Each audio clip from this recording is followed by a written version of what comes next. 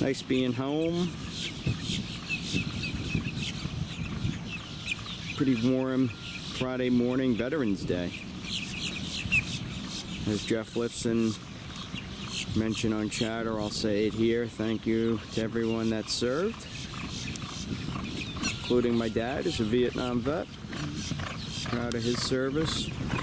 And here's Mr. Line Overdrive. Doing well.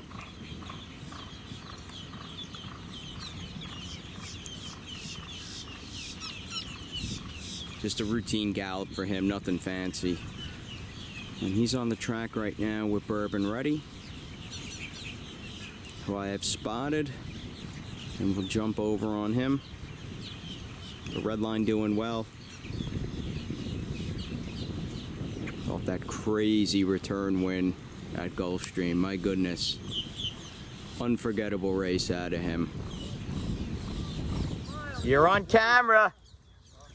We got you. Red Line Overdrive. Doing well. Anthony and I were just talking about that maiden win. Crazy race. Ran unbelievable. And we'll find, I would imagine, an A other than at Gulfstream for him on the Tapeta.